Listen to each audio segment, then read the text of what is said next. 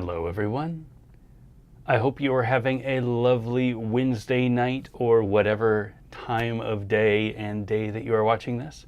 It is nice here in North Carolina. It's starting to get really hot though. It was 100 when I got into my car today after work. And that is not a good feeling. It is definitely skate early, skate late, but try to avoid the middle of the day time of year out here in North Carolina. I don't know if it's going to get hotter. It usually gets up in that, consistently mid 90s out here, which is a bit rough. But it is what it is. We have a beautiful area to live. The trees, the ocean is only a few hours away. The mountains are only a few hours away. I can't complain, but it does get gross and hot and humid and everything. So it limits the activities that you can do. I'm more of a morning person myself though, so whenever I go and skate, I usually get out there pretty early, not super early. I know a lot of you get out there really early.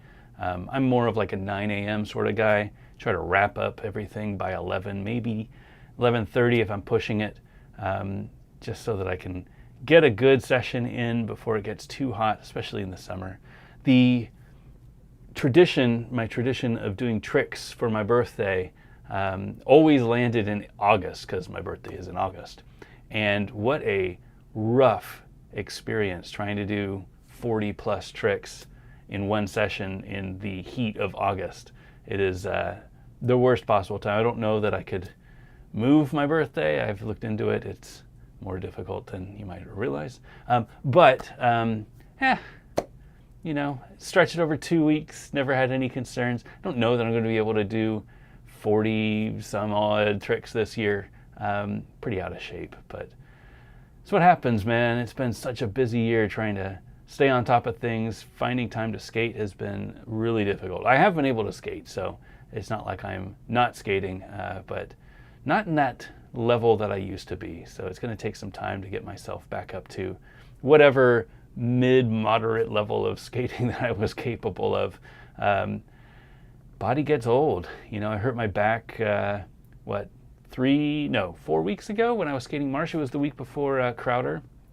And I was skating the mini ramp a couple weeks ago here, and I felt it, kind of seize up again. And I was like, all right, I'm done. Got down, and it was fine. And then I skated this weekend. Actually planned on doing a video. And it squeezed up again.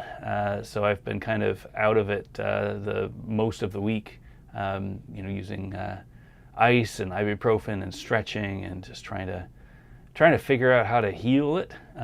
What I really need to do is strength training, but got to heal up before I do that. But then it's focus on core, focus on the back. I feel like skating is a great core exercise. I need to skate. I need to skate more. So that is my goal going into summer: is skate more, maybe less aggressive, maybe more big wheel, kind of the spirit of tonight's episode and topic. Want to talk a little bit about the different options you might have for skating big wheels if you are an aggressive skater like me that just wants to go out there and have fun skating. There's a lot of great options out there, so I'm going to talk a little bit about that. But before we get started, everything looking good. Seems like everybody can hear me. Everybody can see me. All right, let's get started. Hey everyone, welcome to Gear Talk episode 129. Gear Talk is the show that I do every couple of weeks where we talk about the geekier side of rollerblading. If you know the difference between 72, 80, and 90, and you know that they relate to the size of big wheels, I guess what we would start calling big wheels as an aggressive skater. I don't know what the history of that term is. I don't know if the mushroom blading guys came up with it, but they definitely brought it to my vernacular. Any wheels that are bigger than, I'd say, 60, non-aggressive sizes. 65 is kind of that bubble. 68 is this weird wheel that sometimes pops up on a few people's lines, but I think everybody would agree 72 up to whatever is a big wheel. If you are into that sort of thing, if you like geeking out about different wheel types, if you like arguing over whether a 65 millimeter wheel is a big wheel or an aggressive wheel, you've come to the right place. Gear Talk is the show that we do live on YouTube every other Wednesday at 9 p.m. Eastern. I'm very happy to be able to do this on YouTube. It is a great platform for me to talk for a while and show some stuff and communicate with people who are in the chat. Love seeing people in the chat. We do this live for a reason. Could do this taped. But it is great to get people's questions. So if you are able to join us, we try to do this every other Wednesday. Sometimes we skip a week, but it usually is at 9 p.m. Eastern. Make sure that you hit that bell if you need to know when the show is going live. We also post to our socials on the Facebook and Instagram if you're interested in keeping up with that to learn about when we are going live. It's been a lot of fun doing Gear Talk. A lot less episode content, I guess, since I got out of the review game. When I was reviewing skates, it was a lot easier for me to come up with topics. I would always have a new pair of skates that I was trying out, a new setup that I could share. Now that I started a skate company, kind of hung up my jersey from a review standpoint. I don't want to get into a review mindset again. I don't know that I would be able to stay unbiased. And even if I were, I don't know that that would be a good content for other skate companies. I want to make sure that we raise the awareness of rollerblading, not specifically my brands. So it's important to me that there are people out there skating. That is the most important thing. At any rate, Gear Talk is a show that I like to talk about the geeky stuff, get into how we adjust our durometer of our wheels to make a more comfortable ride, or if you need to make the wheels last a little bit longer. If that's the sort of thing that you're interested in, love to see you every other Wednesday at 9 p.m. Eastern. If you're watching this in the future, make sure that you leave a comment if you've got a question. I love answering your questions. If you are live and chatting in the chat, make sure that you tag Back to Blading. It's always difficult for me to see the comments if they are flying through. If you tag Back to Blading, I can see it highlighted in orange, makes it a lot easier for me to pick up. Definitely love seeing your comments. It's one of those things that's difficult to get a straight answer. There's not a lot of good Google, and I know that the AI stuff is getting a lot better, but it is definitely not at the point where I would feel comfortable recommending it for inline skate recommendations or troubleshooting if you've got problems with your skates or with your bearings or wheels or anything like that. So love being that resource. Definitely other resources out there, but if you have found this channel, would be a great way to get your answers if you've got questions. Before we get started, I always like to thank my friends over at thehelmetinitiative.org for their help with our helmet giveaway. I've been doing a helmet giveaway for a couple of years now. It's really important to me that people who want a helmet have access to a helmet. I am a big proponent of wearing your helmet when you go skate. It's one of those little pieces of insurance that you can take out. Whenever you go out there and skate, you never know what's going to happen.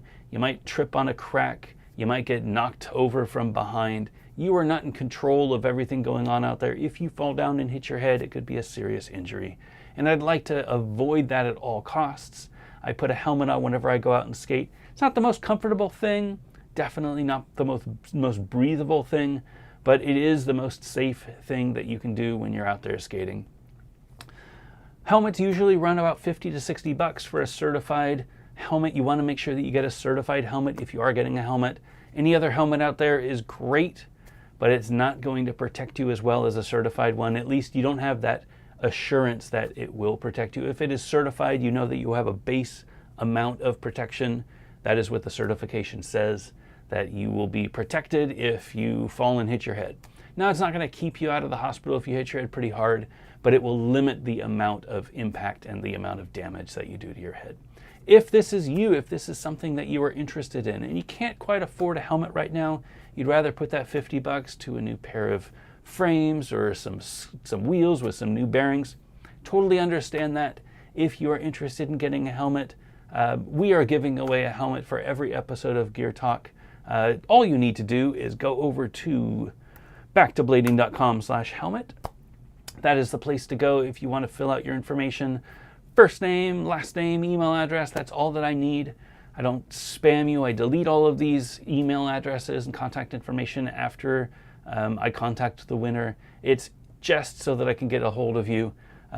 And let me know if you want a helmet. I will give you an email. I'll pick somebody at random, and I will get in contact with you and say, hey, you want a helmet?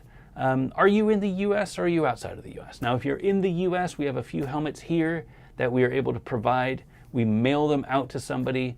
We'll find your size, we'll get your address, and we'll take care of all the shipping to get you a helmet. If you're outside of the U.S., easiest way for us to do this is we send you some money. So either through Venmo or PayPal or any other way that you could figure out that you can get some money. We're pretty flexible with that sort of thing. We're going to send you $50 so that you can buy yourself a helmet in your local currency. It might not cover the full helmet. It'll help. It is cheaper than us trying to send a helmet. Then you don't have to pay customs fees. We don't have to spend money on shipping. Really doesn't make sense to have you come out of pocket for this just so that you can get yourself a helmet. We're going to try to help you. Now, we get the money for the helmets from the ads that you see on our YouTube channel, as well as through our Patreon. So patreon.com/backtoblading is a place to go if you want to support what we're doing here. Every dollar counts. We appreciate it. It's great. Oops, there it goes. My camera went all buggy for a second. It's a great way to support the channel. All of the money goes straight into the channel, whether it's through the Helmet Initiative or upgrading the equipment or keeping the lights on, etc. The helmets, we are usually able to get them donated. So if we have a helmet here in the US that we're able to mail out, the great organization at thehelmetinitiative.org have sent us a bunch of helmets to give away. They are an organization that's out there just trying to put more helmets on people's heads. They go to events and they try to swap people's broken helmets. If you have a helmet that's broken, you can swap it in, you get a new one. And they try to give people helmets if they need them. We love that idea. They love what we're doing, and they were able to send us some helmets. If you're outside of the US, though, the money comes from our Patreon or our YouTube channel. More than happy to help you out if we can. backtoblading.com/helmet. Fill out your information. We will pick one person at random, and we will send a helmet out or some money so that a lucky person out there will get a helmet. And of course, thanks so much to our friends over at thehelmetinitiative.org and all of our supporters on Patreon for helping us with our helmet giveaway. All right, talk a little bit about my current setup. Now, this is a weird one because I'm actually kind of injured right now. I went skating this weekend and I had the full goal of putting together a video. I was really looking forward to it. Unfortunately, I was just skating. Really wasn't doing anything at all. I went to Durham. I was just skating up an incline and I hit a transition. And on my way up the transition, I started turning and I could just feel my back kind of seize up. And I was like, all right, well, I guess that's the end of the session. It's my lower back, always is my lower back. If you've watched this channel before, I've messed up my lower back by doing airs out of a quarter pipe. I've messed up my lower back by putting on my skates. Messed up my back, missing back royales, missing royales. I messed up my back a lot. I don't know if it's a getting older thing. I don't know if it's a I'm not doing the right strength training thing. It is something that I'm going to be focusing on after I heal up here and working more on my core and lower back exercises. I had been working out for the last couple of months, been doing the Fitbod. I think I mentioned that maybe a year ago that I got into this, an app that helps me with my exercises, and I've been trying to do good. I'm drinking a lot less and I'm trying to work out a lot more, being more conscious of what I'm doing, what I'm putting in my body and taking care of my body. But unfortunately, it didn't do the trick and my back did get hurt. So skating was a little limited. I was, however, skating for the last couple of weeks on my standard Omni. So these are the skates that I'm skating now. Probably going to switch things around, the colorway around. I've been on these for a while. Really loving this setup though. I am skating the stock frames anti-rocker. I switched over to the white wheels. I was skating Durham, so I was ready for a softer wheel. These are 88A. I always love skating an 88A if I am skating Durham. It's a really, really grippy ride, comfortable ride. I knew that my back was a little bit janky, so I wanted to have something a little softer. But being Durham and Durham is a ledge sort of spot, I wanted to skate anti-rocker, so I was skating the stock anti-rocker wheels. These are 47 millimeter. They come on all of the Omni aggressive frames, the standard aggressive frames. I absolutely loved this setup. I didn't get to do any grinds this weekend, but I've been skating this setup for a while. I was skating it with a black 60mm 90 or 58mm 90A standard stock wheels anti-rocker with a black anti-rocker wheel, skating it on the ledge here at the warehouse. I was also skating flat 5688 on the prime frames. I had the Chad Tannehill yellow prime frames, and that was a lot of fun. It was such a great setup. Skating flat 56, definitely not as fast as a 58. I still feel like a 58mm wheel is probably the best all-around wheel if you don't know what you want, if you're just wanting to go out there and skate. If you're skating flat, 58mm is a really great size, really hard to beat. I do think 60s might be better for anti-rocker. I love the feeling of that big, chunky 60mm wheel, rounded profile. Typically 88A, can go up to 90 though, and I feel pretty good about that. But there is something to be said about a nice squarish profile of a 56mm wheel, super fast acceleration, especially if you're doing mini ramp or if you're doing a lot of quick transition work. That's where I was skating. I was over at Apex, really fun park.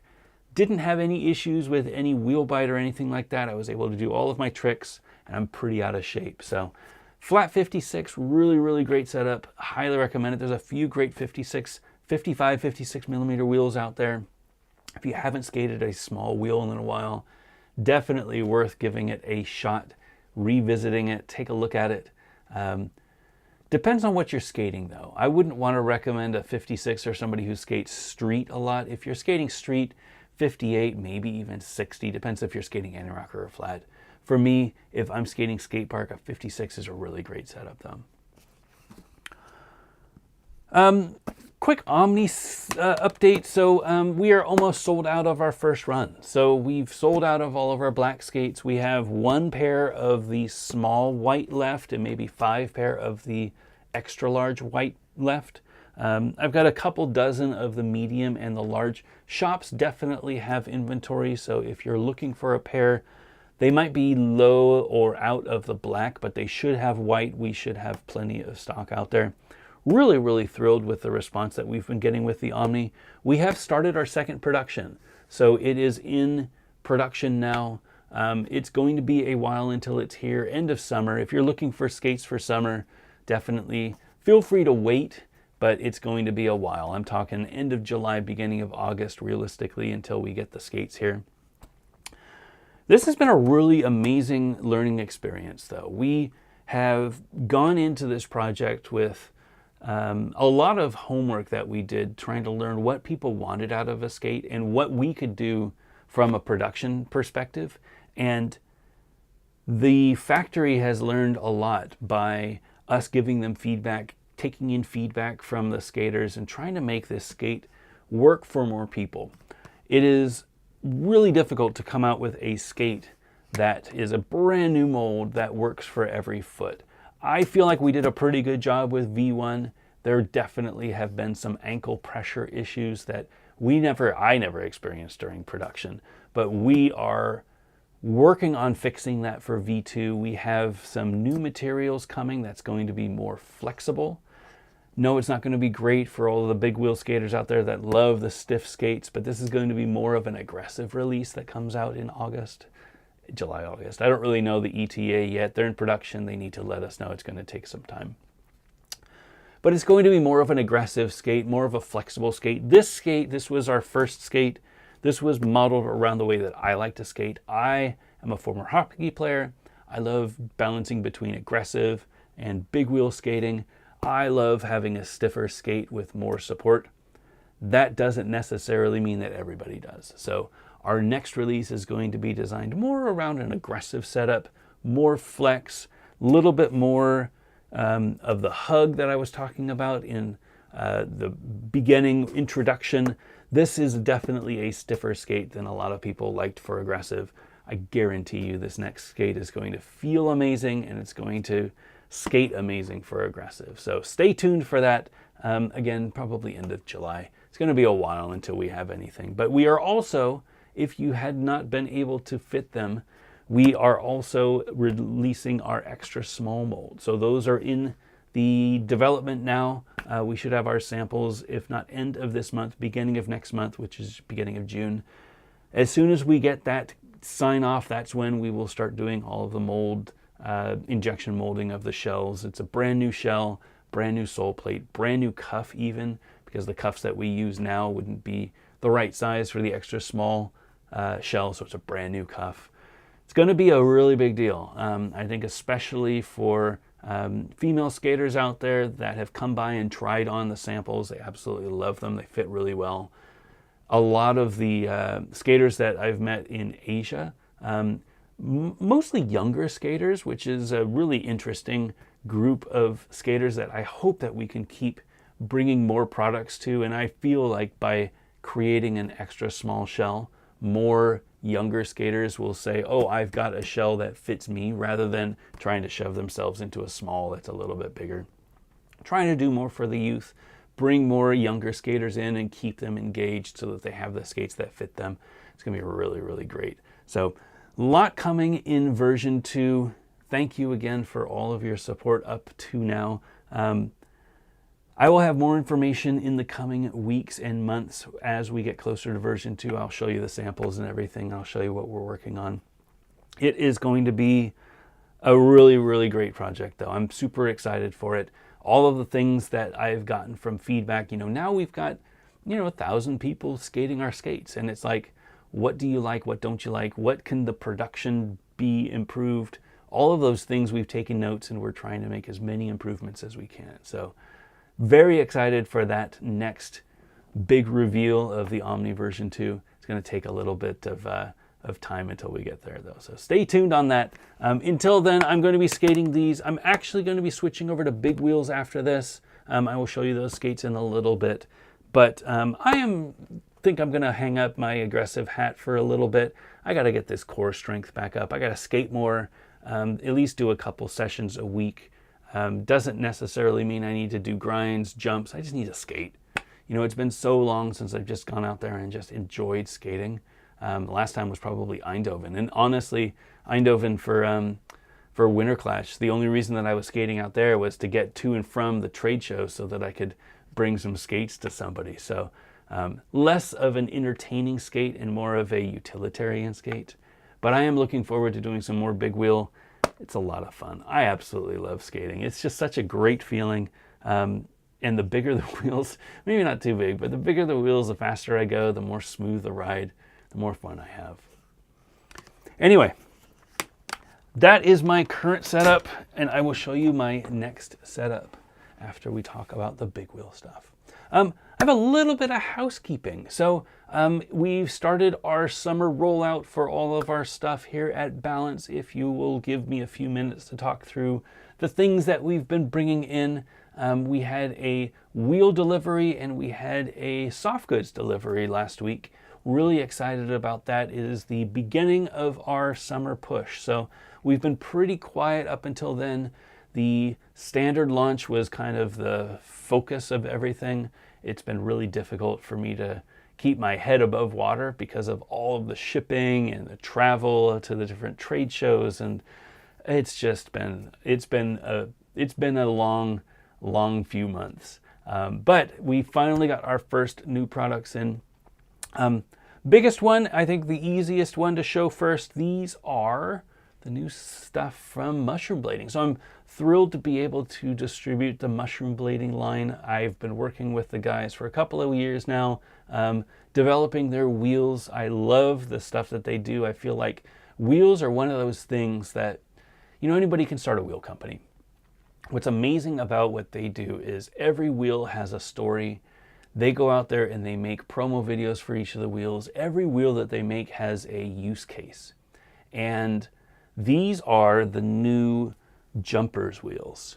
So these are a 58 millimeter 87A. So it's a little softer than what you'd be used to. This is not the Mushroom Blading bearing. This is a Compass Swiss bearing that I just grabbed off of the display out there in the showroom because I forgot that I needed one and I didn't have time to go get one. So the bearing is the Compass Swiss, but these are the 58 millimeter 87A jumpers. These are the same profile as our standard stock wheels for the standard Omni, as well as the Chroma team wheels, 58 millimeter wheels.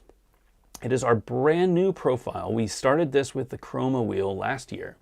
It is a 58 millimeter rounded profile.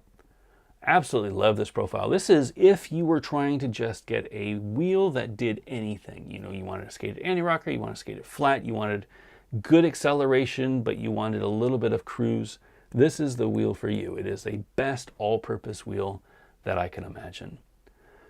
87A is a little bit softer than what you would normally find in an aggressive wheel. So we made some 88A wheels for 50/50. We've had 88A for a while. We make 88A wheels for Chroma. China has an 88A 60 millimeter wheel. 87 is starting to get a little bit softer.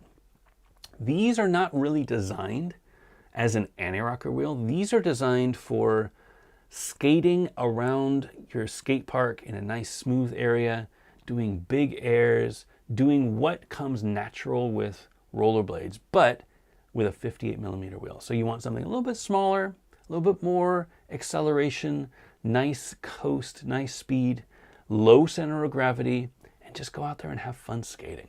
They made a promo video that showcased all of the fun things that they could come up with at their skate parks. It is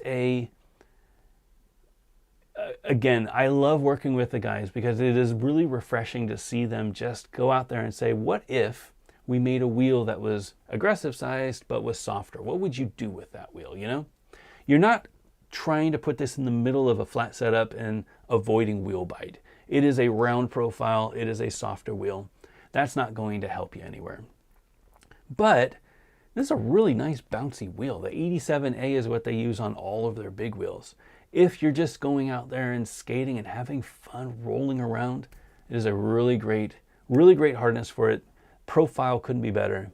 Really, really happy with these wheels. These just started shipping this week.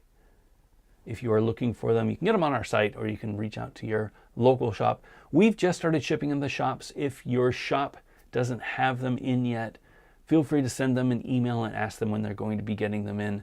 I sent out an email to all of the shops last week. We just started shipping them, so they just came in on Friday. Send an email out. If they're still waiting to get back, please let me know. I'm more than happy to send them out. I've got a few of them that I'm packing up, that I was packing up before this show. So if your shop doesn't have them yet, stay tuned. Maybe send them an email and see if they have them on their way. We also got in the mushroom blading soft goods. So I've been bugging them to do shirts for a while. They've been doing a lot of shirts through Teespring, I think is what they use. You know, Todd is an amazing artist and he always has these great ideas for shirts. And I've said, hey, it would be great if we had a few shirts for the shops. Shops, you know, love having full brand support, and while soft goods don't sell super well, it is a great way for us to get the word out. There are people out there who want to skate in skating shirts, and we want to make sure that you have an option. So we've got the new Wacky Mode shirts. This is the black Wacky Mode. It's a two-sided shirt. Has the full back with the left chest mushroom blading logo. Comes in black as well as hemp. This is the hemp one. Again, two-sided. Really love the hemp one. It's a really, really great color. These are all on the Comfort Colors shirts. These are the same blanks that we use for standard and Chroma. So they're really high quality shirts, the ones that I absolutely love wearing. They are pre-washed, so they're nice and soft, very, very comfortable feeling. They're also a really good cut. These are available at shops as well. So we just got these in. We've sold a bunch already. If you're interested in picking them up, make sure that you get them before we sell out. It might be a while until we do another restock. But I have them going out to shops. If you haven't seen them at your shop, again, reach out, let them know that you want to pick up a shirt, especially if you're overseas. It's always easier if the shops can bring them in. We don't make a ton of money on shirts. We do shirts because we know people love to wear the shirts. So we're doing what we can to keep the costs down so that people can get the shirts. If you are interested, just let us know or let your shop know. Finally, so with Standard, we finally got out of our events cycle. We made a few things for our events that we had at Crowder Cup and at Winter Clash. We wanted to make sure that we had some fun stuff to give away there or to sell there at the events, unique items. We have a few extras, a couple dozen extra, and we wanted to put those up on the site as well. So if anybody out there is interested, we've got a few things from Standard. First, the pin packs are back in stock. So these are the pre-order pin packs if you're interested in picking up a pair, picking up a set. They come in a set of 5. You can find them on the website. They are enamel pins. I love putting them on my bags whenever I go to the office, which I don't do very often, but it's nice to have a little bit of rollerblading when I go back to the office. And then we have the cool tote bag. This is the Everyone tote bag. I think you saw these at Crowder as well as at Winter Clash. It is a canvas tote bag. Fits a pair of skates. If you want to bring a pair of skates in this, it's nice and easy. I fit my large skates in here, no problem. It's got the screen print of the Everyone, Standard is there Everyone logo on the front. It's got the strap so you can carry them around. It's got a little button to keep it closed. Really nice bags. We've only got about a dozen of these left. But if you were looking for one, they are now on our website. You can also get them through shops. If you're international, ask the shops. I put them out for shops if they wanted to pick some up too. Again, we're not trying to make a ton of money on these. We just want to get them out to people so that if you are interested in having them, it is nice to have rollerblading outside of rollerblading. And my daughter loves the tote bag. She brings it to school, which is always funny. And people ask her about it. And it's just nice to have a little bit of rollerblading wherever you go. If that's something that you're interested in, a few good options. I love when brands do stuff like this. So it is more, for me, it is more important to be rollerblading outside of rollerblading than it is in rollerblading. I just love being that advocate for skating outside of the skate park. We got a few restocks on Compass stuff and 50/50 stuff, more stuff for Compass and 50/50 coming in the next couple of months. But this is kicking off our summer line. So a lot of cool stuff in store for you. We have more releases for every brand up until the end of summer. So this is kind of our busy time. Let's hope that it's a good summer for shops. I know that there's a lot of inventory out there that they're still trying to get through. We've heard from a lot of shops that support is still very strong. There are a lot of people still getting back into blading, which is always baffling to me that there are more people still getting back into it, but it is definitely a thing. If you are out there skating, make sure that when you see a rollerblader out there, let them know that we are still out here, and that is,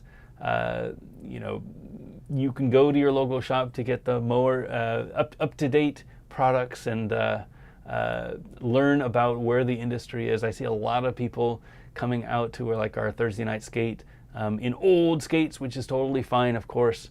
But remember that old skates might not hold up as well, especially if you're just getting back into it after 20 or so years. If you've still got those K2 fatties or you've got those Majestic 12s from back in the days, be mindful that the plastic might not hold up. There are shops out there that have great deals on closeout skates if you don't want to spend a ton of money. More recent skates, during COVID, everything got sold out. So everything that you see at a shop has probably been made within the last few years. Even if it is on deep discount, it's probably still fairly new, fairly fresh. So great time for you to go out there and support shops and find yourself some new products if you're interested. All right, that's it for housekeeping. I think I've got enough out there. Before we get into the main event, I think we'll do a few questions. If anybody has any questions, I'm always an open book when it comes to skate-related stuff. Make sure that you tag Back to Blading in your comments if you're watching this in the future and you want to leave a question and leave a comment. I'll answer your question. Would love to chat with you as well. I'm going to scroll all the way up and see if there are any questions that I can answer. All right. Sean Michaels, and hey Sean, have a good evening. Have you ever thought about doing interviews? I feel like the guests you would have on and the questions, conversations would be relatively refreshingly different. I have thought about doing interviews. You know, we did the podcast for many years. My friend Ben and I, what did we make it to, like 120 or something like that? We made it to a lot of episodes. And love doing the podcast with Ben. It kind of took a turn when, again, as a lot did, I got more involved with the industry.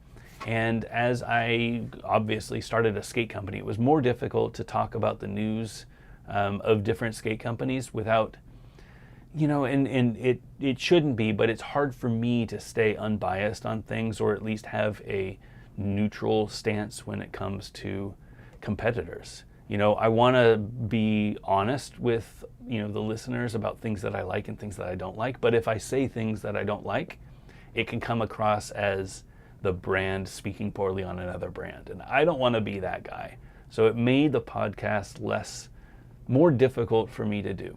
I had definitely considered doing interviews. It's more of a matter of time now than anything else.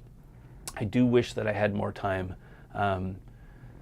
I have a list of people that I would love to talk to. I think they have great stories, and I do talk with them, you know, on Facebook Messenger or in person at events. But I would love to do an interview with some old industry heads. I think that it is very unique perspective. Just need to find the time. You know, I don't know that I'm going to have any time in the near future. It would be nice, but if I have time to do interviews, I'd like to just go out there and skate, to be honest. You know, that's the thing that I'm missing the most in my life right now. If I had more free time, I would go out there and I'd skate more. But I love the idea. Definitely something that I've thought about. And yeah, if things change, I'm definitely going to look into it because I think it would be a lot of fun. Thank you for asking. Ruby, hey Ruby. Hiya, my husband has got a pair of Omnis. He's loving it. Was he supposed to heat the liners? He's been using them for weeks, but hasn't done that.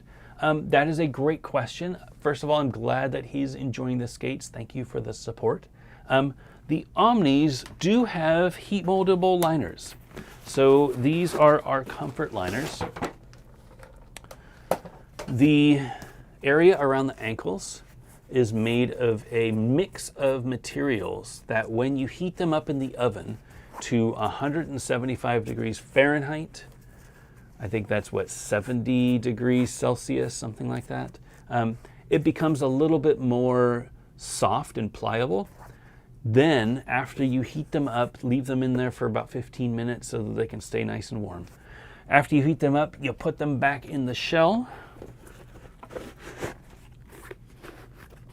and then put them on your feet, tighten up the laces, buckle up the buckles, and then let them sit and cool off for a good 15-20 minutes. When they cool off, your ankle bones, the shape of your foot, all of that will be embossed, I guess, into the ankle area of your liner. That is what heat molding is all about. You never have to do it. I have not heat molded these liners. I heat molded them during development just to make sure that they work the way that I want.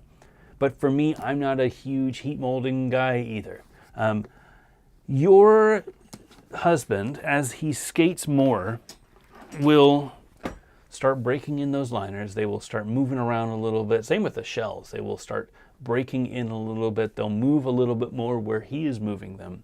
And as he skates, your feet are going to warm up, and they will do that process naturally. It is a really nice way to speed up the break-in period. So if he's getting any pressure points, I always recommend heat molding your liners, maybe even heat molding your shells to make it a little bit more comfort for your feet, but you definitely don't have to do that. You're not missing anything by not heat molding them, but it's possible that would feel better if you did. Definitely worth looking into, though. It doesn't sound like he needs to, though. It sounds like he's doing just fine without them. Again, I don't heat mold my liners. A lot of people don't heat mold their liners. But if you want the most comfortable fit, that can sometimes help make them a little bit more comfortable. Great question, and thank you so much again for support. I hope that you enjoy the skates. Pablos, regarding your back, try one of those rowing machines. I work in an office all day and joined a gym to focus literally on one part of my body, the lower back. It has been the best so far. That is probably smart. Yeah, rowing machine would be great. I wonder if I can look into getting one. Something here at the office maybe, and just like put it on the mini ramp when I'm not skating and just use it over and over and over again. Yeah, let me look into that. That's a really good recommendation. I do have a few exercises that my friend John put together. He is in the same boat. You know, we're all in our 40s. We're all trying to skate as much as we can, but we're still old. And he has a lot of good exercises for the back too. I just realized that most importantly, I need to do something. You know, I was working out, you know, full body. It was more like just a full body exercise, which was working, you know, biceps and triceps and my upper back and my quads, but it didn't do much for my lower back, not in a consistent way. I feel like mixed with the stretches that I do every morning, I need to do some sort of an exercise to not only keep them loose, but to strengthen them so that they can support whatever I want. Really great recommendation though, appreciate it. Pablos, does the August Omni batch incorporate all the new improvements you have planned or just a few of them, and there's a much larger update planned in the third batch? Yes and yes. It doesn't include everything that we'd like. It is going to be incremental progress as we keep making the skates better. You know, I think there are projects that you need to ship. And if you were making a movie, you do all of the work and then you've got to put them on a DVD or you've got to send it out to the, you know, the publishing house or whatever, and the movie is done. For us, we are under the same constraints. So with version 1, we have to say, well, this is where we can get it for version 1 and this is what we're going to ship. For version 2, we set an attainable goal and we say, these are all the things that are most important that we address. You know, for us, it's the fit, it's the flex, and it's the little production things that we just didn't know would be a problem in the first production. Addressing all of those things are our version 2. And then version 3, we've got a whole list of other things that we want to improve. We've got plans all the way up to, I would say, version 6 already mapped out. It's going to take that long to get to where we want to be. And to be honest, in those 3 years that it takes us to get to version 6, we will probably keep adding on as the sport progresses. I don't think the Omni will ever be done. I think that with every release, we will have something new that we're going to be improving or adding to it that makes it a better skate for where skating is. Because we don't know where skating's going to be, you know? If skating takes a twist and it gets into more bigger wheels. You know, right now I would say my focus for skating and our focus for the team is more on an aggressive skate. You know, Brian, Yandi, and Stefan are aggressive skaters. So we need to make a skate that is really great for aggressive skaters. You know, it needs to have a little bit more flex, needs to have a solid sole plate, it needs to have really good fit. And those are the things that we're focusing on for version 2. Version 3, who knows? You know, maybe we do something that is a little bit stiffer for different team, like different, the way that skating is going. Maybe it goes into more of a big wheel mindset. And maybe we need something that has a little bit more support. We don't know. We're really excited to just keep releasing Omni and keep making it better with every release. And I feel like that is something that, you know, John Julio has done a tremendous job taking the 909. I mean, if you start from the 908, actually, taking the 908 and saying, okay, this is our first attempt. Now what? Well, let's improve the sole plate mounting hardware because we knew that the hardware on the first 908 wasn't great. So let's do the bridge hardware, I think it's what it's called. So let's create this new mounting system that allows us to swap out sole plates without, you know, stripping the bolts.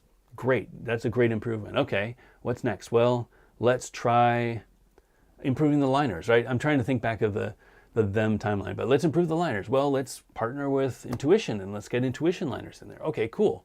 What's next? Well, let's make the sole plates better. Okay, let's improve the sole plates, make the groove a little bit better, make it a little bit wider. Okay, cool. What about the boot? Well, let's make the boot better. Well, can we reuse the old sole plates? Yeah, well, let's use the sole plates in the liner, but let's create a brand new shell and a brand new cuff, and that's the 909, right? And then as it kept going, he's been improving the shell. And, you know, if you compare the latest, you know, basement 909s to the initial 908s that came out in like 2008 or whenever, or 2018, whenever it was, huge change, right? Huge improvements, but it's still fundamentally the same skate. It's just evolved. That's where I would love to see the Omni. I would love to see the Omni in 5 years, 6 years. And you could trace back, okay, this is what it was, but over those years, these are the improvements that we've made.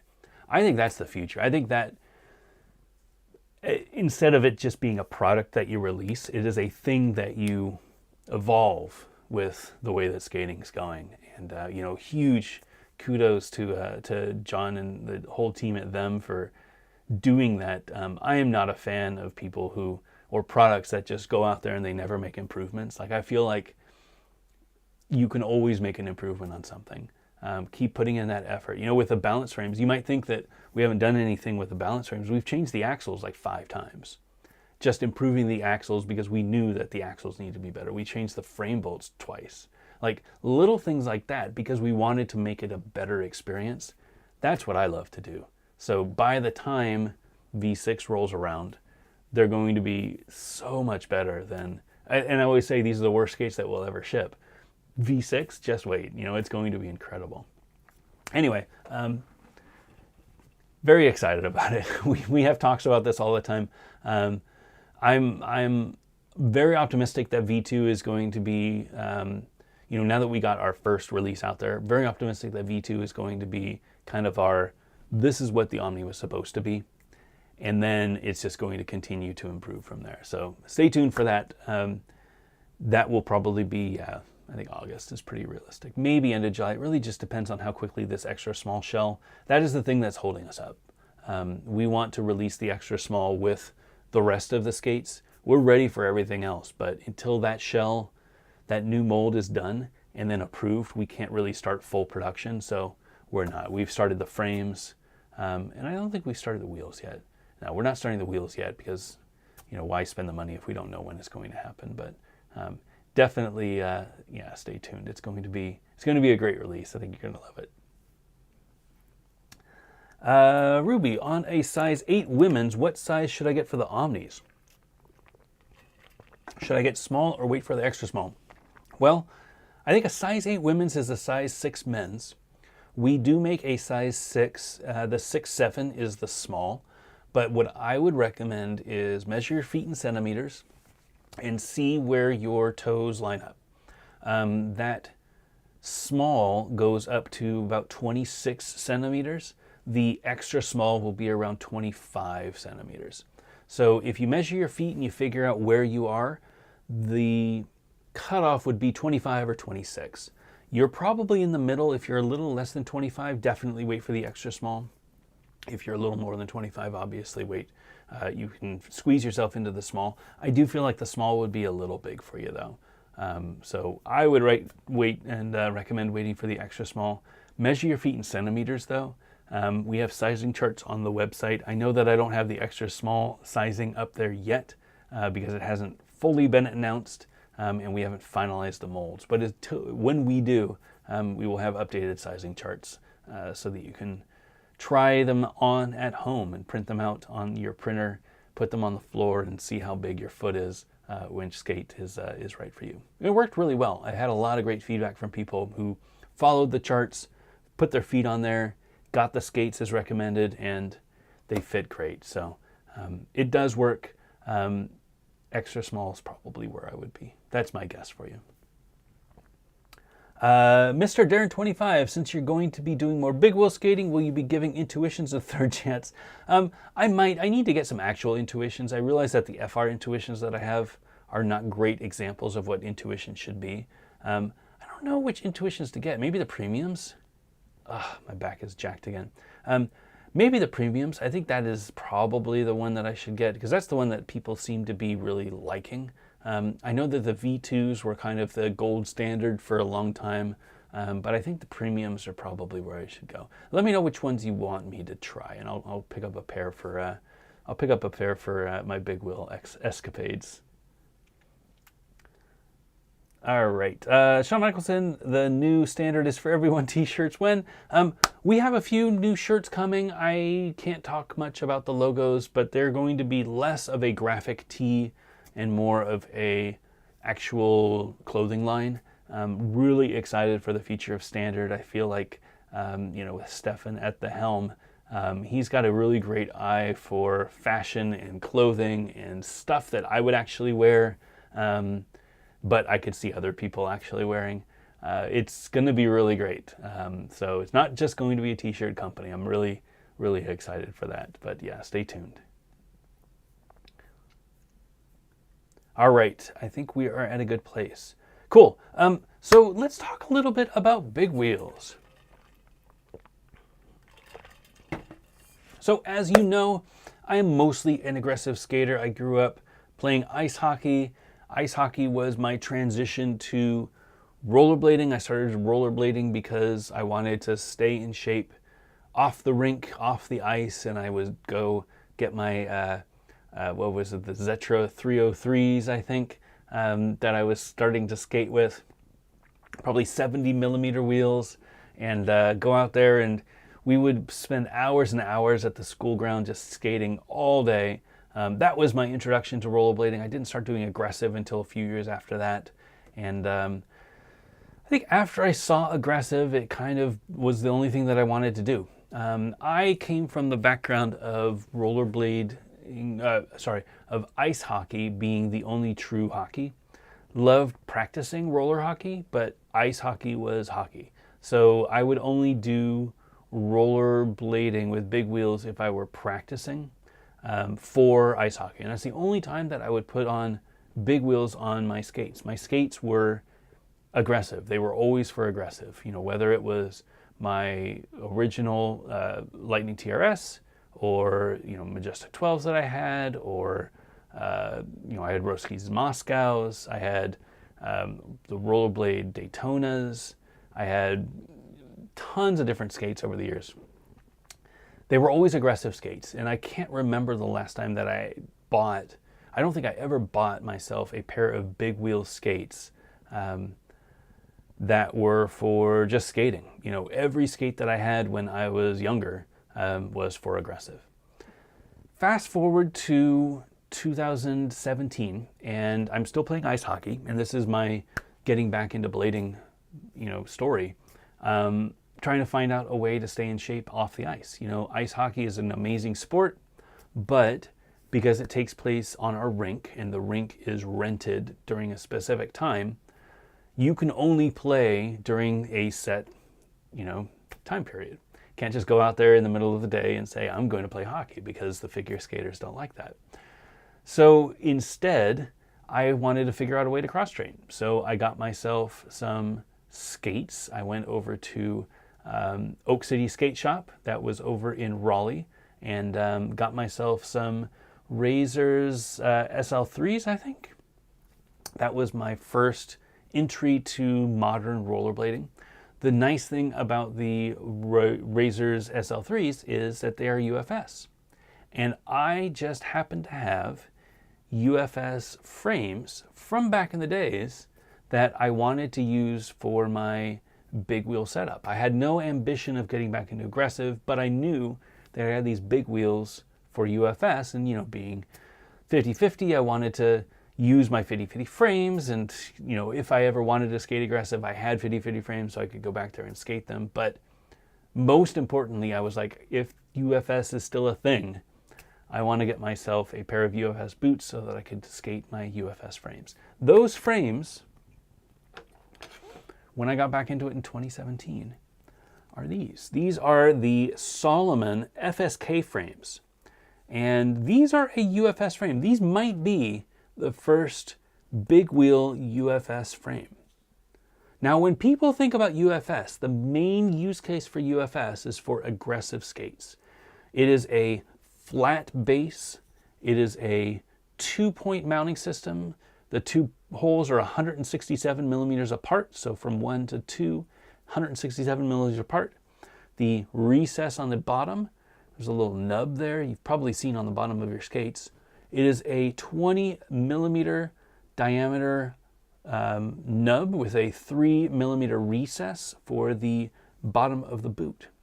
And if you look at a UFS boot, like these factions, you can see the bottom of the boot is the exact opposite mount of the frames. You can see the two mounting holes, 1, 2, 167 millimeters apart. And any UFS frame, which way is the front? Any UFS frame should fit on any UFS boot. Boop. And even though these were made back in 2002, 2003, they fit on a pair of faction skates that came out in 2023, 2022. Fairly new skates. These are within the last couple of years, but they still use the UFS standard. So any UFS frame can fit on any UFS boot. And that is an amazing standard that lasted so long that the frames that I had smuggled away in my closet and had moved with me from 2 different places in California and 2 houses in North Carolina were compatible with skates that I could go down to my local skate shop and purchase. That is amazing. That's, 20 plus years of sitting in boxes waiting for them to actually get used again. So why did they start? What was the history about it? Well, Salomon was a huge company back in rollerblading back in the days. This was probably the early 2000s. Salomon, if you knew skating back in the days, you might have had mixed feelings about Salomon, but now as time has gone on, Salomon is a cherished brand from the 2000s, which is crazy to me because they definitely didn't have that reputation while they were out, but they've gotten better in time because people realize how good those skates actually were. They initially had a skate that had a completely flat base, and I think I have a pair of Salomons over here. I have these. Oh, I can show you these. So these are my Aaron Feinberg Salomons. These are with custom sole plates, so disregard that. But these are what the Salomons looked like. And these were the Aaron Feinberg 1, I think they were called. These were the first UFS skates that were available. Salomon boots always had a flat base. So the bottom of the Salomon skate was always flat. But they didn't use UFS because UFS wasn't a thing when they first came out. They had a multi-point mounting system. You can see these little T-nuts on the sides. Those points is how they mounted their frames to the skate. So they had a completely flat sole frame that had a sole plate and a frame as one. So it would have a frame that came up, it had a frame that came up, and then there was a wing that kind of came off on the sides, and that just kind of sat on the base of a boot. And then they mounted using these screws on the sides. They wanted to make a standard so that more frame companies could be compatible with the Salomon skates. They were not popular in aggressive skating. The USDs, the Razors, even Rollerblade was more popular. Rossi's was more popular back then. Salomon was the new kid on the block, and they said, well, how can we use our design experience and our distribution to come up with a standard, and maybe the cool kids will accept us. And their thought was, well, we have these great technologies. We have an internal shock absorber. So inside this boot, because it's flat, they have an internal shock absorber. So it is a padded heel inside the boot, which no other skate had. So they patented it, and they said, we're going to be the only skate out there that has a raised heel with an internal shock absorber. But we'll let you use the patent if you make your skates compatible with our new standard. That new standard is UFS. Now, it's not just Salomon, obviously. There were other skate companies that were involved. Razors was involved, Rollerblade was involved, USD was involved heavily, and then frame companies, Ground Control, 50/50. I think Shane Coburn was involved through Salomon, but there were a bunch of people who were involved with that initial development of UFS. Salomon did the heavy lifting. They were the ones who had the patents. They were the ones who had the first skates out the door. They were the ones that kind of owned UFS. We were just kind of along for the ride. But by being along with the ride, we got access to Salomon's new technology, and we all knew that replacing frames, having frames compatible with different boots was the future, and Salomon had the money and the R&D to help us get to that future. And that is why I feel like Salomon has such a great track record and a great history in rollerblading, because they get all the credit for it. Even though their skates were still great. I mean, these are 20-year-old skates and they're still absolutely skatable. You wouldn't want to skate a lot of skates that are 20 plus years old, but these are just fine.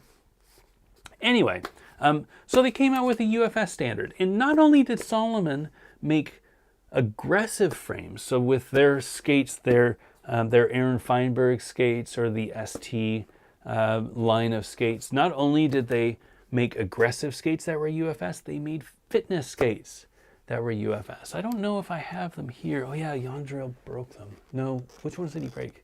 Those aren't the ones. I don't know where I had a pair of fitness skates. Let me see if I can find them. Are those them? No, those are the broken ones. I don't know that I have them available, but Salomon did make a pair of fitness skates.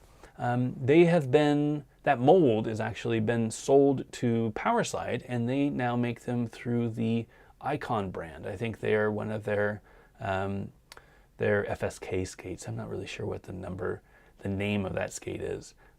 But they not only made aggressive skates that were UFS, they made fitness skates that were UFS. They realized early on that UFS was a really great mounting standard for replaceable frames. And who are they to say that their frames were the best design? People already swap out laces, they swap out liners, they swap out wheels. Why wouldn't they want to swap out frames? It was really smart of Salomon to be the big UFS company, to embrace the standard. So those FSK skates came with these FSK frames. So this is how they would come. And these were really interesting because they featured an 80 millimeter wheel in the back and a 76 millimeter wheel in the front.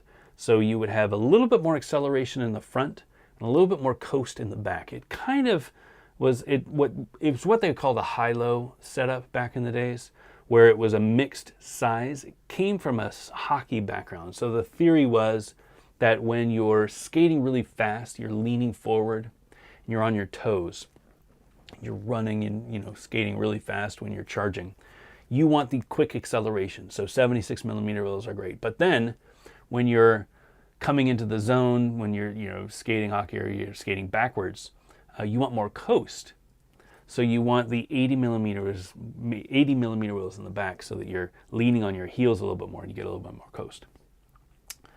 I got these from the Salomon rep. I don't know if it was the team manager, Mike, or who I got these from, but I used to use these as my hockey skates. So we were playing roller hockey with the local neighborhood kids. I would put these on my aggressive skates and I would go out there and play roller hockey. When I got back into blading, these were my big wheel aggressive or big mill UFS frames. And I would put these on my shadows and I would go out there and I would skate around the neighborhood. And it was a hoot. Definitely not the best setup, especially with shadows. But these frames did me really well. They are super solid frames. They are aluminum. They were extruded aluminum with racing axles. Really great design. Salomon knew what they were doing, man. I tell you what. I learned a lot from this frame when I was developing the Core System 2. You can see a lot of their extrusion, a lot of what they did in my Core System design. I think this is an absolutely great example of what an aluminum UFS frame could look like. So after Solomon left, throughout the years, I think there were a bunch of UFS frames that came out. The only big brands that really embraced UFS outside of aggressive were Rollerblade and K2.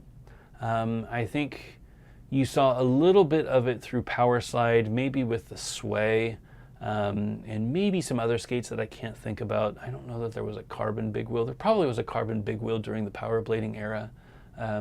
But primarily, you know, Rollerblade and K2. K2 switched over late to UFS, but they switched over and they started offering UFS for most of their skates as well. They had the R100 frame. They had a few R skate, which is this. Where's my Solo? I know I've got it. Here it is. So this is the Rollerblade Solo. This actually came out as the Tribe, I think, was one of the first names. There were a few different names. Oops. Am I getting some stuttering? Uh-oh.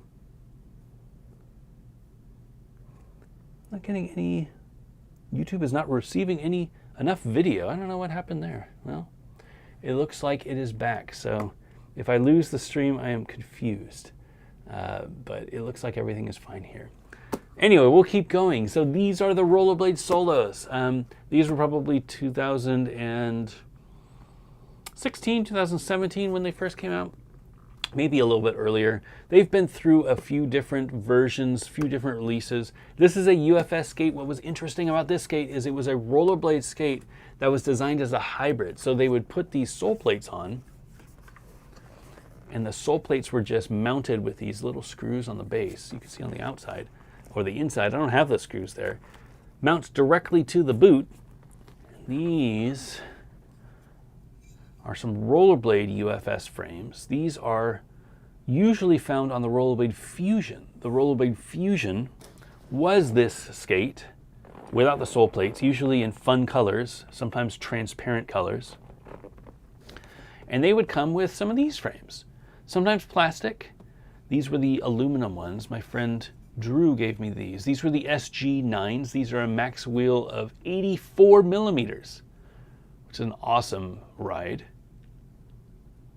So they would make fitness skates that were also aggressive skates that were also UFS.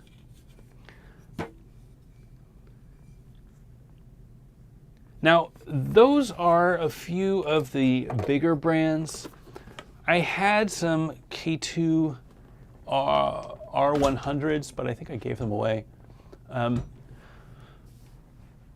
Probably the biggest brand that makes the UFS, there's been a few different brands that made UFS big wheel frames. I think people saw that there was no reason why a recreational skate needed to be a 165 mount, which is the other mounting standard.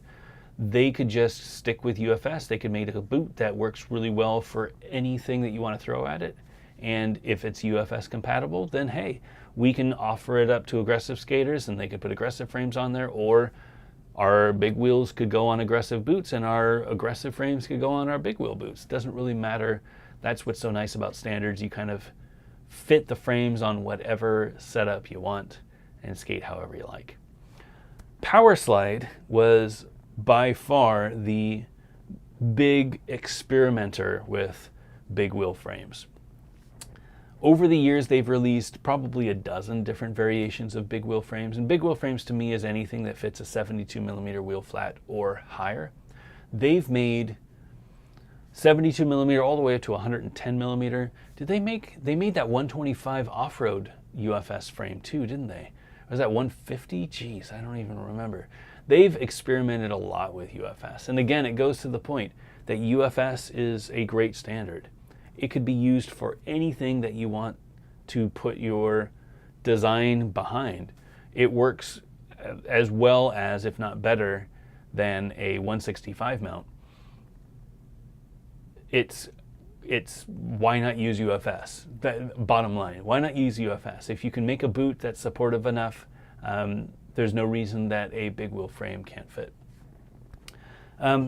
I have a few of the power side frames. I don't know about the timing, but I'll show you some of them. This was probably my first big wheel frame that I got from Powerside. This is a level 3 Kaiser Advanced level 3 frame. They are kind of between the big wheel and aggressive genre, so this is kind of bridging the gap. 72 millimeter wheels flat. They have a groove in the middle, which is kind of cool. The issue that I ran into with this being an aggressive frame is that this groove being so tall, the distance from the top of the frame to where the groove actually hits means that you have to get really low for groove tricks if you're trying to do royales, if you're trying to do backfarbs, if you're trying to do anything that you have to get really low into your grooves. You're gonna have to get super, super low, and for me, it was a really difficult thing to do. I'm sure a lot of people can do it, but these frames were a lot of fun to skate around at the skate park, though. They have protected axles. Really, really cool. What I love about these is they're plastic. There's not a ton of plastic UFS frames out there. So making it more approachable, more easy for every market to get into, keeps the cost down, keeps it nice and responsive, but still a little bit more cushiony. Aluminum can hurt, especially if you're trying to go out there at the skate park. Having an aluminum frame can be really tough. I really loved this frame.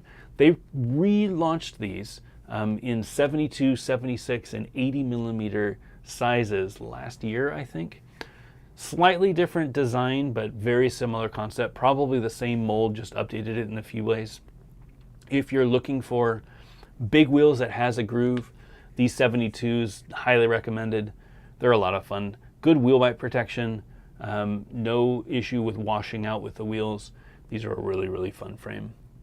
Kaiser level 3, Kaiser Advanced level 3 frames is what they were called. I don't know what the most recent ones are. They also made these. These were the Kaiser Advance. They're see-through, which looks amazing.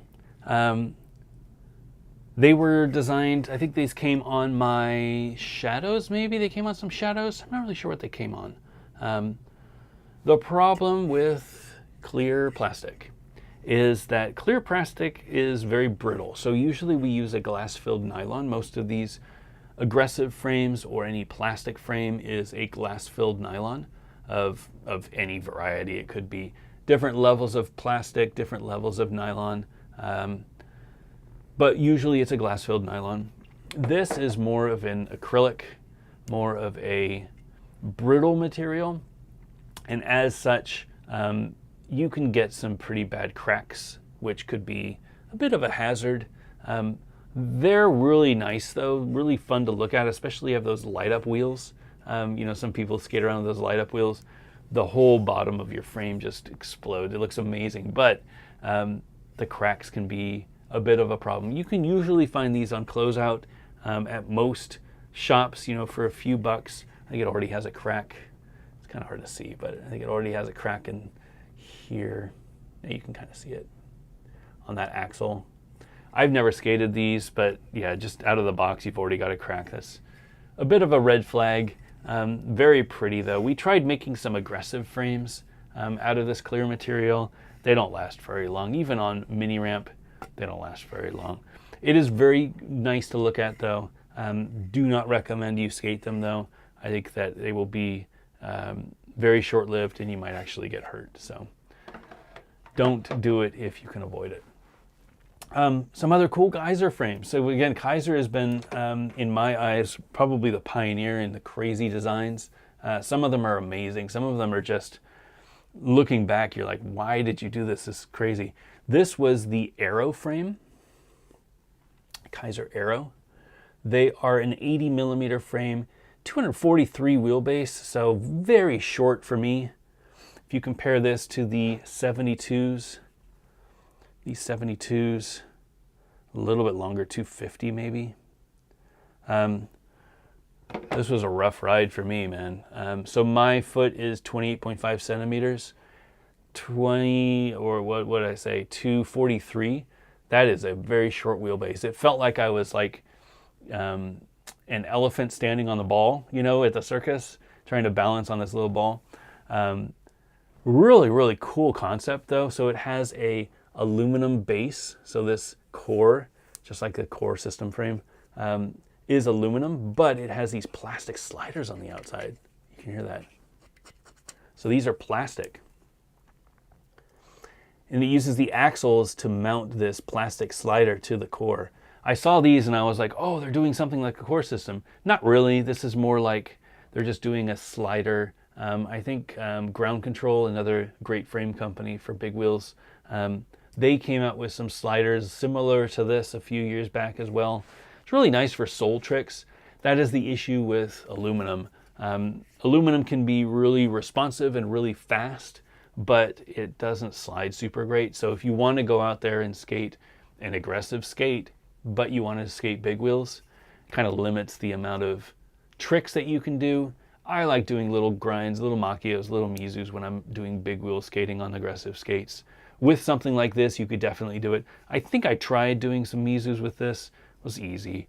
You know, it's just a normal skate. Trying to do royales or something, there's really no groove. It's not really designed for that. But I bet people could do it if they were good enough. Really, really cool frame though.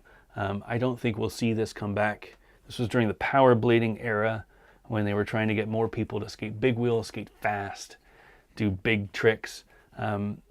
Was really good at that if you have a smaller foot. The wheelbase is a little short for me though. More recently through Power Slide, this Kaiser Element 90. One of my first 90 millimeter frames. Really love 90 millimeters. This for me, if I could only skate one size of big wheel, it would be 90s. 90s is the perfect size for what I would consider my perfect size for a 28.5 foot. The wheelbase is like 27.3, 27.5, I think here, 27.3 here. It is 10 millimeters shorter than my foot, which means that the front and the back, the wheelbase is right where my toe and my heel should be.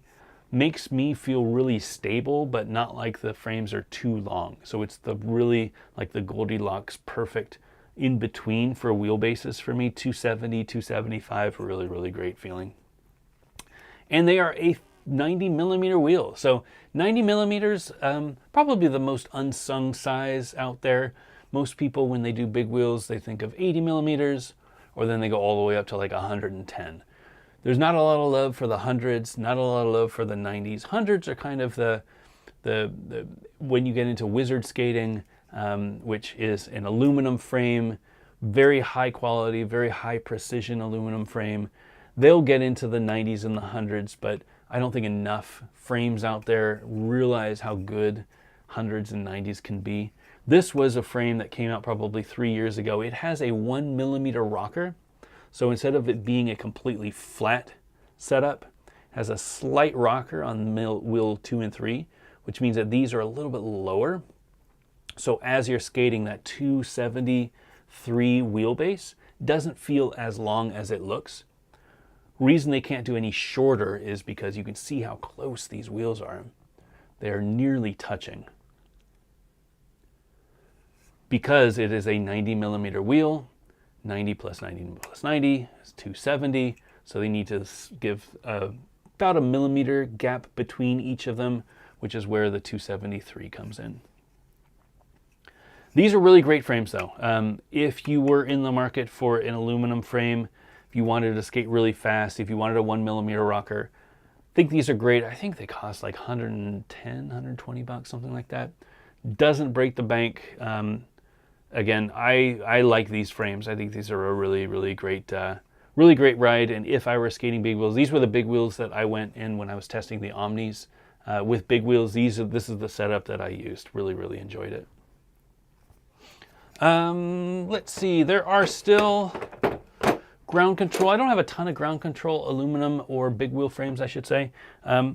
They made mostly aluminum frames. I don't think they made a plastic big wheel frame. I might be wrong. I guess they made the bigs. They were 72. They don't make those anymore. Excuse me. I think they should make those again. I think a 72 mil big frame would be really, really cool, but I don't know that they're going to be able to bring those back anytime soon. But I skated these. These were their 110 millimeter frames. I think these came out when the Razor Shift came out. Really loved this idea. These are a 3-wheel frame. These are 100mm wheels. They do fit up to a 110mm wheel. However, they were designed for this version. I think this is version 1. They were designed for the Cosmo, not the wheel company, but the big wheel version of the Razor Shift. They had a special sole plate that had a recess for the middle wheels. So you could ride 3 wheels, but the big wheel would recess into the sole plate. Not a lot of sole plates have a recess in the middle. If anything, like the Factions, if anything, they will have a recess for the middle wheels for an aggressive setup, for a flat setup. You can see these are a little lower, so the wheels can dip up into the sole plate and make you, give you a slightly lower ride height. The Cosmo, oops, oh no, my back. The Cosmo, as far as I know, was the only sole plate that had a recess in the middle. So you could ride these 110mm wheels and it would dip up into the sole plate. I wasn't a big fan of that setup. I felt like it was very squishy. The Shift is not the most supportive skate to begin with. It needs a 45-degree ratchet buckle, which I think the Cosmos came with. So really I was skating them improperly, but the sole plates were compatible, so I just tried them out and realized quickly that 110mm wheels, way too big for that boot. I do think hundreds are fun. I skated these hundreds before and they were a lot of fun, but I'm more of a fan of a 4-wheel setup. I think a 3-wheel is, it's good for distance if you're just going to skate straight. But when I go out and skate, I like to kind of flow. I like to feel like I'm playing hockey, you know, do lots of crossovers and turns and stuff like that. A lot more difficult to get those turns and those edges with a 3-wheel setup in my experience. There are a few other skates out there, frames out there, UFS frames out there that make big wheels. Plenty of options out there.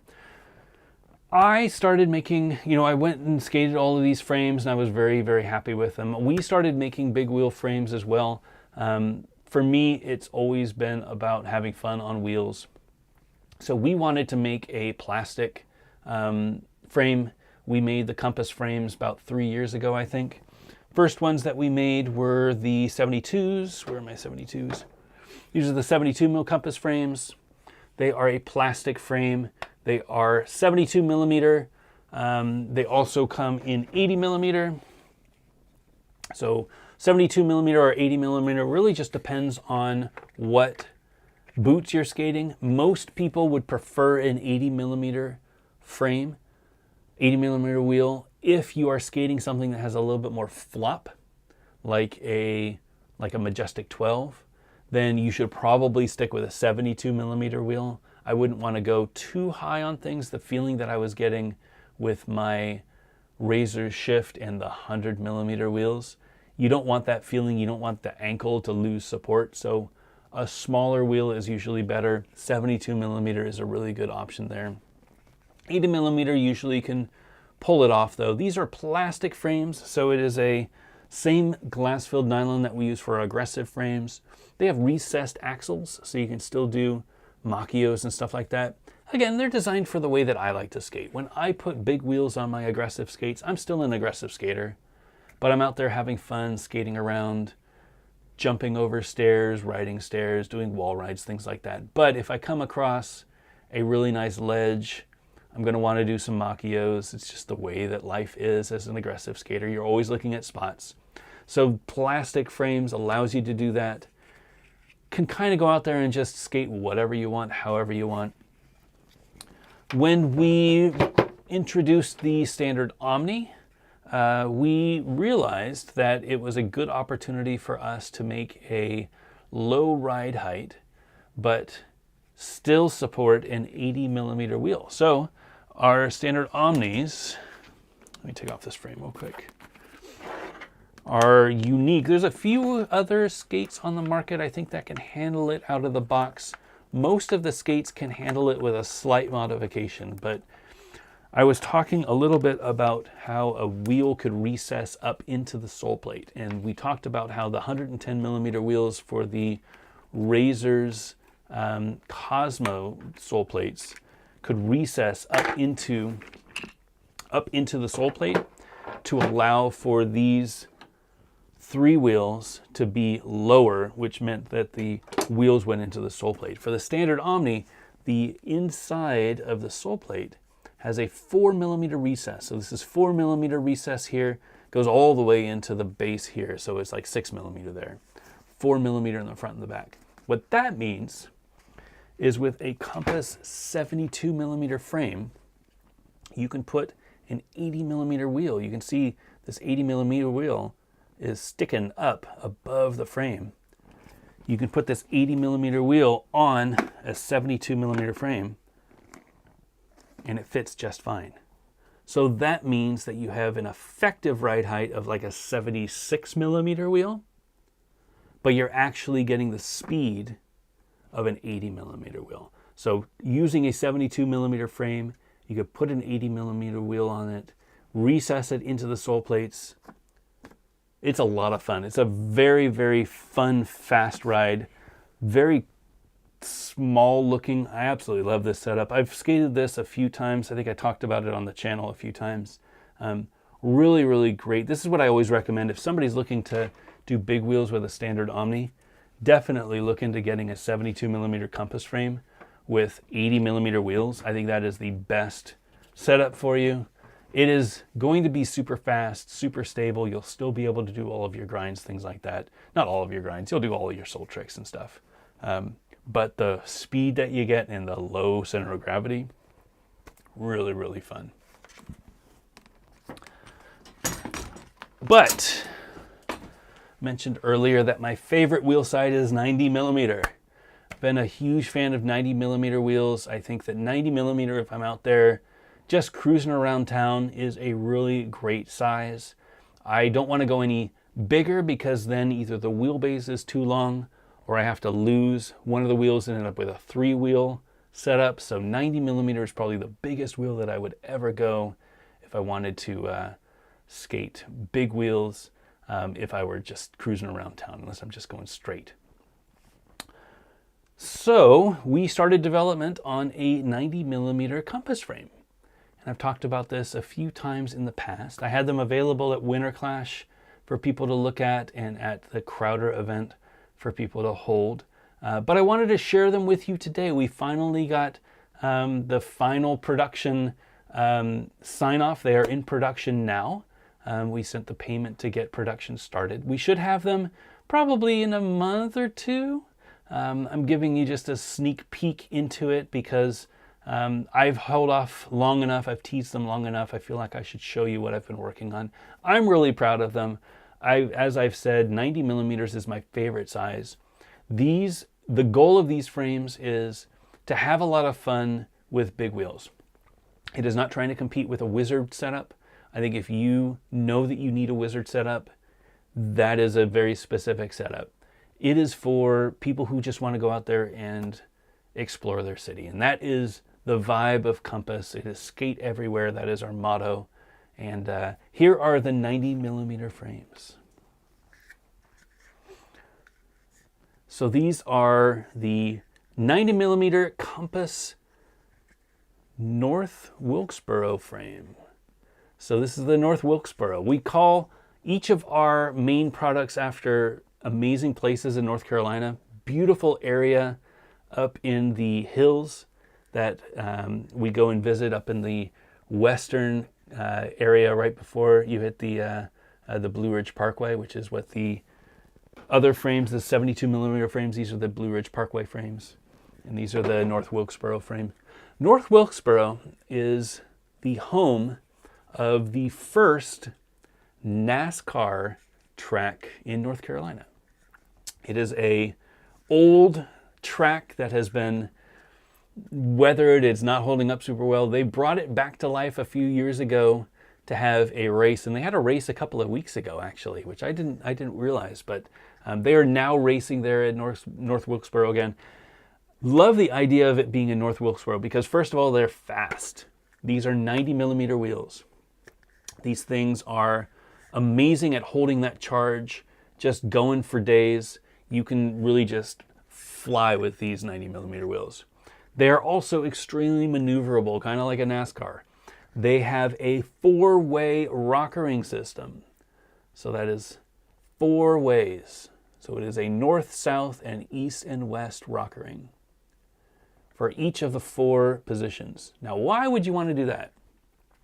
The normal compass frames, the Blue Ridge frames, are a single axle. So they just go straight in. It has a slight rocker to them, but it is a single axle system. We wanted something that people could experiment with. I love the feeling of skating a slight rocker, a 1 millimeter rocker. But I wanted to experiment. I wanted to play and see what would a flat frame feel like? What would a flat 90 feel like? What would a slight rocker feel like? What would a natural rocker look like? Something a little more similar to what the natural rocker, the NR100 or the NR90 feel like from the Wizard brand. This isn't going to be as good as a Wizard frame, but it can simulate, it can give you a taste of what a Wizard setup could feel like. And if you like it, then you can buy yourself a pair of Wizard frames. What if you don't want to spend that money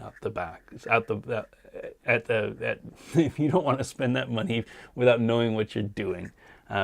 For me, I don't know that I'm ever going to appreciate that. I feel like getting something that's a little bit more inexpensive, plastic that's going to be a little bit easier on my knees, don't need that level of response, because all that I want to do is I want to skate fast. I want to do some turns. I want to do some pivots, things like that. But most of all, I just want to have fun on my skates. That is the goal of this design. Let me show you what the frame looks like on the inside. So I have one of these that's been taken apart. So we did everything we could to make this the most supportive plastic frame possible. You know, plastic can definitely be more flexible than aluminum. You can see the internal arch system is serious. We beefed this up. It has a very thick arch system on the inside, keeps the flex down. Even for a plastic frame, you will get a little bit of flex on the outside, but not much at all, especially with a wheel being in there. You're not going to get a ton of flex. The top, you can see the recess area. The wheels stick all the way up with the 1 millimeter, with the rockering system, and you rocker the wheels all the way up. You can get it all the way up to the top of the frame.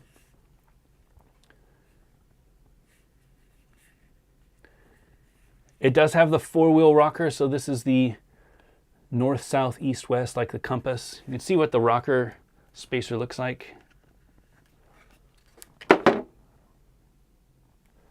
these are our rocker spacers. They're 4-wheel, just like a diamond. And again, it goes north, south, east, west. So if you wanted, you can rocker them all down for the lowest ride possible. You can rocker them all up if you wanted to. I have mine set up. Let me show you what mine are set up like. Ooh, where are mine? Here they are. So these are the skates that I've been riding. These are set up in a natural rocker position. So my 2 middle wheels are rockered down. So you can see the axles are rockered down. So that means that this is the lowest position.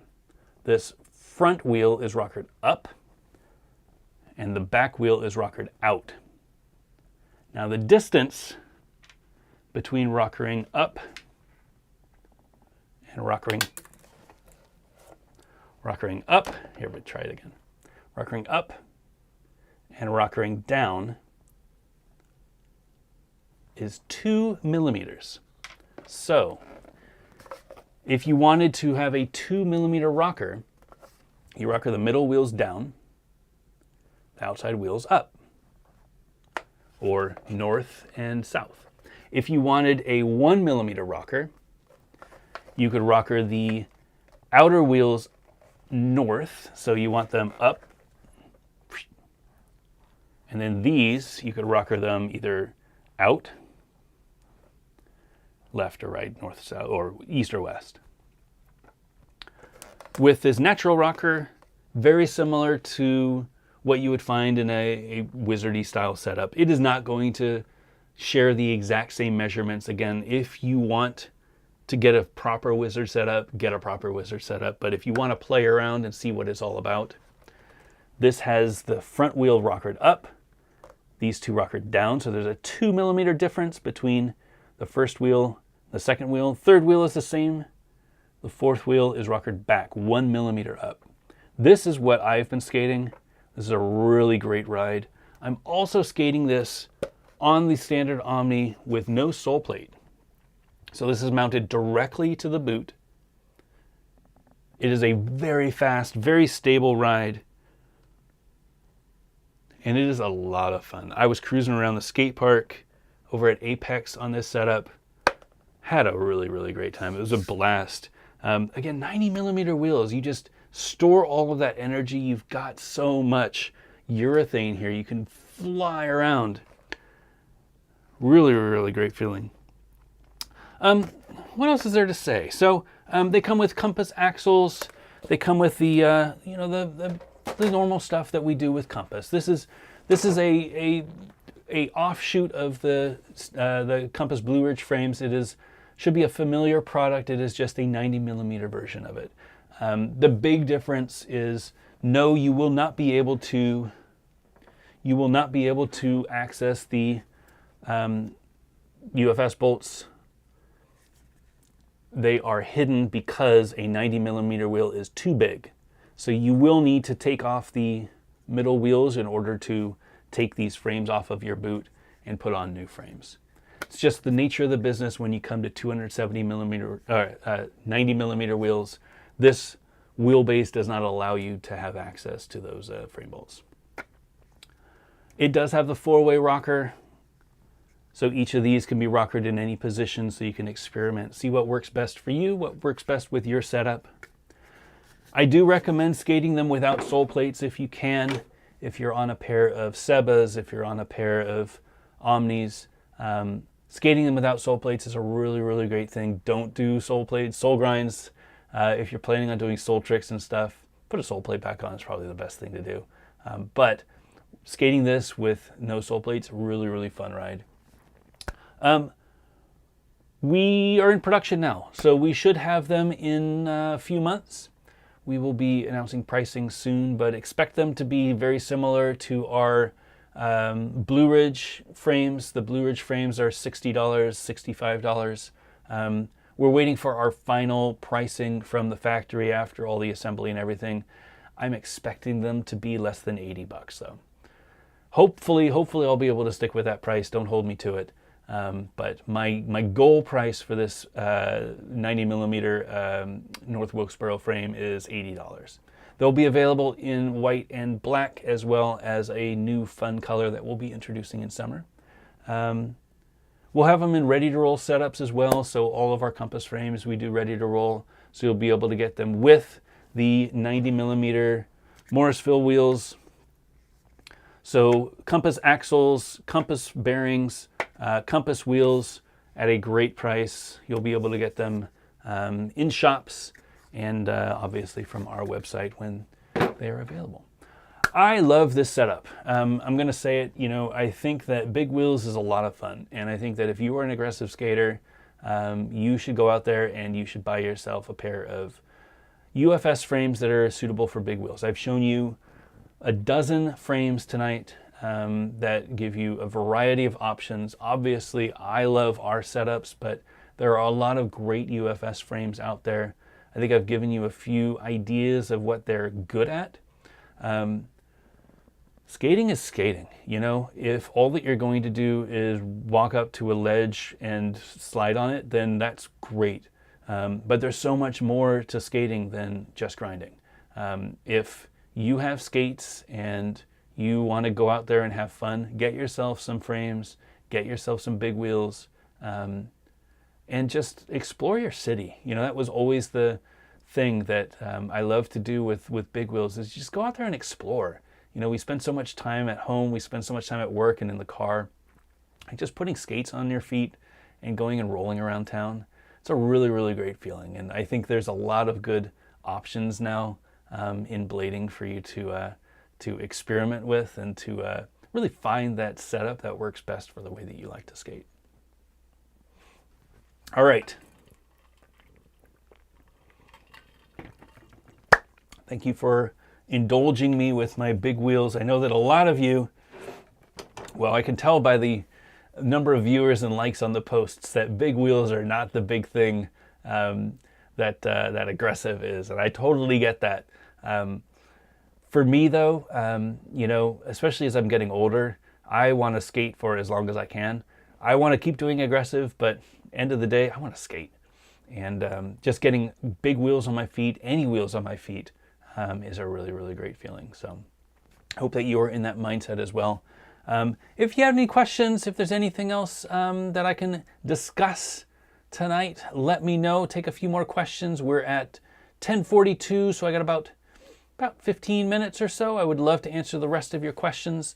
Yeah, thanks again for tuning in. I always appreciate these. It's always fun to chat with friends on a Wednesday night. All right. Hey, Tree. What is your favorite fruit? That's a great question. You know, I grew up thinking apples were probably my favorite fruit. I'll say that my favorite fruit for today is a plum, and I'm sure you didn't have that on your bingo card. We planted trees in our front yard about 8 years ago, and we have a plum tree and we have 2 apple trees. And I've worked really hard to make them happy. We had some diseases on the leaves and they, you know, influenced the branches, and I've been cutting off things, and I use a hacksaw with a bucket of bleach, so you spray so that it doesn't spread the disease that you're cutting from the branch. It's really gross.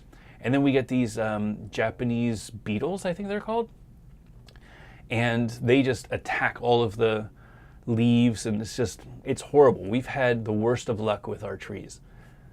I worked really hard the last couple of years to maintain the trees and keep them in a place where they could be happy. And 2 years ago, I saw a plum on on the plum tree, not on the apple tree, of course. And I was like, it can happen. Like, there is a potential for a plum tree to happen. Last year we had 0, absolutely no fruit at all. This year it is crazy time. There are like 100 plums on our plum tree, and we finally had our first plum today. My wife found it on the tree. Perfect purple plum. She brought it in, cut it, and you know, it's very small. They're very small plums. They're like the size of, I mean, they're smaller than a golf ball. But it was the best plum that I'd had all day. So definitely right now, a plum is my favorite fruit. Thank you for asking, and thanks for coming out to Crowder. It was great seeing you again. Glad you were able to stop by. Darren, hey again, Lawrence. Is anyone found something better than tape? Even know if it's okay. I'm after something more permanent, but not as permanent as paint. Are you talking about for the Omni? I would assume so. So I would probably say if you're not interested in tape, vinyl wrapping is probably the way to go. And our friend Sam Hain did a vinyl wrap for our friend Ben to make his gold Omnis. Vinyl wrapping is a more laborious process, but it's definitely more permanent and more professional looking. At least Sam made it look professional. I don't know what I would be capable of doing, but my gut is if you got some vinyl, started at the heel, wrapped around the toe and back to the heel, and then I think you use like a heat gun or a hair dryer to shrink it down so that it sticks to the boot. That would probably be the best. And then you just cut along the base of the boot so that you can peel off the vinyl from the top. That would be my recommendation if you're looking for something that's a little bit more permanent, but not as permanent as marker. I need to do a video about that. I wish I had more time, but there's so many great customizations I've seen out there. Maybe before V2 drops, I'll have enough time to do the video and show people some customization options. Tree again, hey, if you were out in charge of developing a UFS 2.0, what would you consider changing? I mean, UFS has stood the test of time. I think it's proof that, you know, frames that I designed at the beginning of UFS are still compatible with skates that are available now. I don't know that it has to be, but I don't know that there's that much that you can change that would stay as compatible as UFS is. You know, everybody says that making UFS wider would be better. You know, it is 167 millimeters. What if it was 190 millimeters? Well, the problem is, if it's 190 millimeters, then these extra small and small people would have a difficult time finding a frame that fit their skates, because it would be so long that it would interfere with it would push the outside wheels out, so that they would have to have a bigger wheelbase. And that's tough. Like, I love the idea of having a 235 millimeter frame. Now, maybe that was a 167 millimeter UFS, and maybe there's a second size UFS for bigger wheels or bigger wheelbases, but that defeats the purpose of UFS. UFS is supposed to be a standard. I do think that we could reduce the height of the nub. 3 millimeters is a lot. It really only needs to be a millimeter at most. It also doesn't need to be as big as the nub is. If it were a smaller nub, then it would be much easier to line up. I do also think that instead of the nubs being circular, no reason it couldn't just be like this. You know what I mean? So if it just lined up flat with the top and the bottom of the bolts, this area doesn't really do that much. It could just be a slot that would stick on. That would give us a little bit more room, you know, a few more millimeters for a bigger split on the inside. I think that's probably the easiest solution. Instead of having a 20 millimeter diameter circle with an 8 millimeter hole in the middle of it, just have that 8 millimeter hole in the middle, but then have, you know, the 20 millimeters just go on the width instead of the length. I think that might be a really good solution. But I don't know that UFS is the answer. I think that a lot of people are loving the TNEC frames. They're a sole frame. I think a lot of people love the Aeon. They are a one-piece frame. I think that the future of UFS is probably a sole frame, or something that eliminates that replaceable frame system overall. I think that UFS as it is here to stay, but that's not to say that skates will always rely on UFS to be effective. I think there's a lot that can be done without relying on 167 millimeters. That is my take on it. Darren, I got Power Slide Cruiser 125 millimeter setup and I love them, but got a 90 millimeter frame and love them even more. Yeah, 125s are so big. I think 110s are big. 125 is even bigger. If all that you're doing is skating straight in a straight line on a long trail, I can definitely see the interest in having a big wheel like that. But for me, I get bored. You know, I want to skate.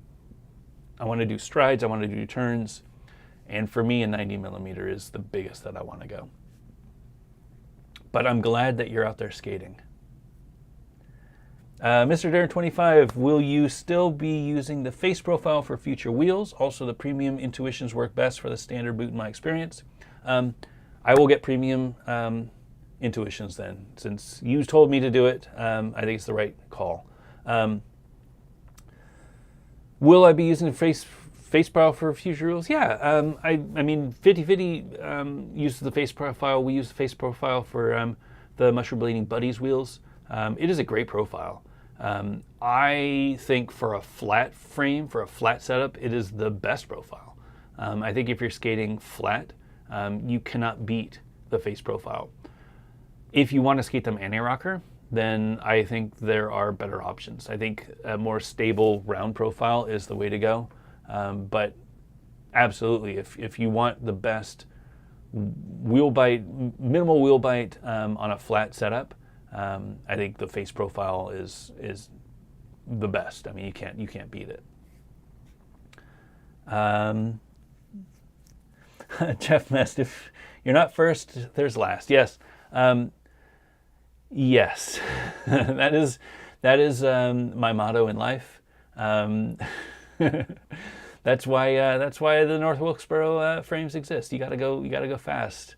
Um, Shake and bake. um,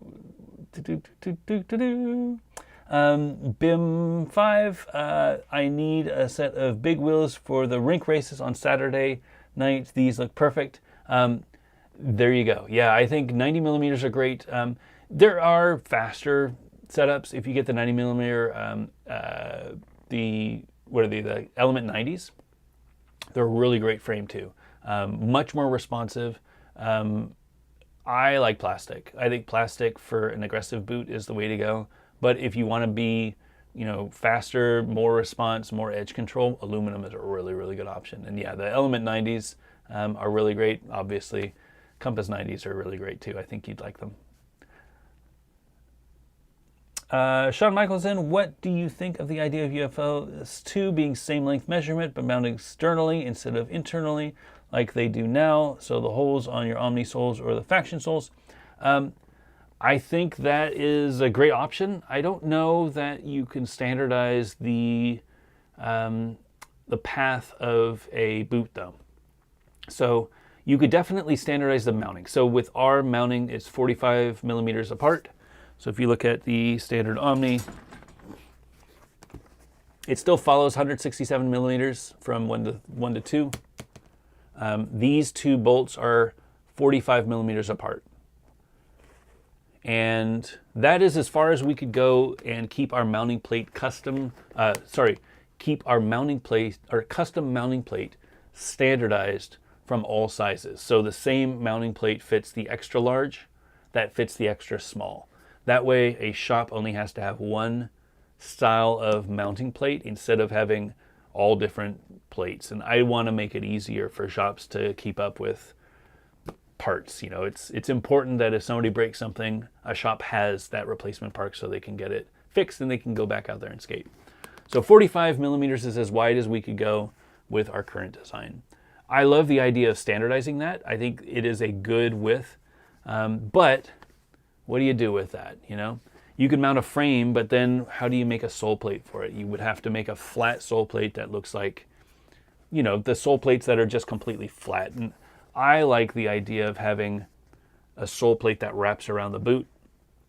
I love the way the Omni works. I love the way the Mesmer work. I love the way the 909 looks, the Sway. Like all of the sole plates that wrap around the boot, I think that is the right way. It makes the sole plate less chunky, less of a thing that was just slapped on. It looks like it was really purpose built. It's hard to do a standard around that because every boot is a little bit different. Not to say that we won't try. I think there is something there. We're just getting started.